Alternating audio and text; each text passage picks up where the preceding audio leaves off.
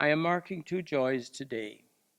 The first is a joyful remembrance of performing the marriage ceremony on Saturday, April 23rd, 1977, of old boy Vito DeSimone and Wilma Grassi. I think they are present this evening. Congratulations and happy 38th wedding anniversary, Vito and Wilma. My second joy is this induction ceremony this evening. When I graduated from high school, I remember my mother asking me, "What are you going to do now?" I answered her, "I know one thing for certain, Mom. I'm never going to be a teacher." Calmly she replied, "We'll see what God has in store for you." Little did I realize then that at the University of Saskatchewan in Saskatoon, I would meet a community of priests called the Basilian Fathers. These priests taught in St. Thomas More College, the Catholic college on the campus. They were a happy group of dedicated men, living a simple lifestyle, liturgically sensitive, wonderful teachers, and very much a part of the life of the university students. The rest is history. Other than my 2 years at St. Mary's in Calgary, my Basilian life has been spent at St. Michael's College School, a life I can best summarize as one of many happy memories, memories over and above the 4 R's: reading, writing, arithmetic, and religion. This truth, I find, is best expressed in the words from a song from The King and I. "If I were a singer, I would sing them for you. But since I am a zinger, I will recite them for you. Getting to know you, getting to like you, getting to know you, all about you. Putting it nicely, you are precisely my cup of tea." 35 years in the locker room was an excellent place for a study and understanding about human nature, something so necessary for any success in the teaching career. Let me illustrate with just a few examples. I never had to watch boxing matches on TV because there were so many of them in the locker room.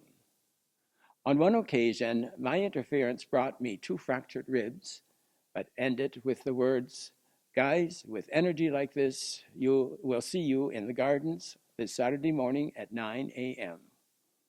They were there.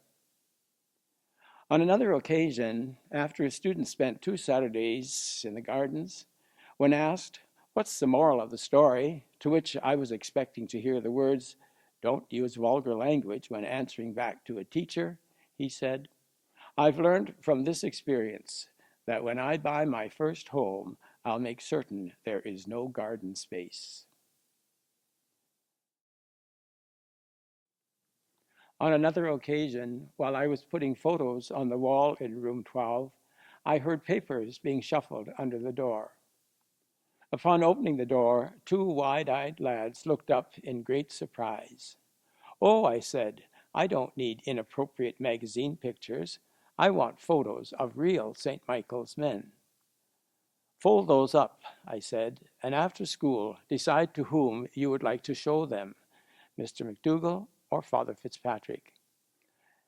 And then take them home for a parent's signature." They pleaded mercy after school. "Mercy," I said, "what is that?" They replied, "Mercy is a moral quality or strength which prompts one to give others what they do not deserve." We settled on a cleanup of the parking lot and the front lawns of the school. Another not so unique reality of many students is what they call colorful locker room language. On one particular day, as on many others, I reprimanded a student for his vulgar language in the presence of many St. Michael's men. "Your freedom to use such language," I said, "ends where our ears begin. And since you cannot control that, you are not free to speak this way. Go up to the chapel," I said, "and tell our Lord what an idiot you are because you cannot even speak proper English." When he returned, I asked him, "What did our Lord say?" "Nothing," he said. Did you find the chapel? I asked. He assured me that he did, and so I said, go back and stay there looking at the crucifix on the front wall until our Lord speaks. When he returned some minutes later, I asked him, well, what did our Lord say? With a smile, he said, he told me to listen to what you say because what you say is true. I am an idiot. Allow me one more beautiful memory I will always cherish. I suppose because it reflects so well what our present staff, students, and graduate St. Michael's men hold dear in their hearts.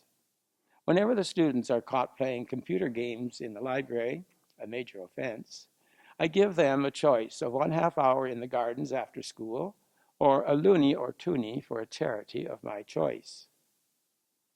Very few choose the gardens and easily hand over the money. Every now and then, a student will ask me, Father, what do you do with the money? I tell them, I give it to people on the streets who are in need. One spring day, as I was walking down St. Clair, an elderly woman sitting on a door front step asked me for help. I gave her a toonie and I told her it wasn't from me, but it was from my students.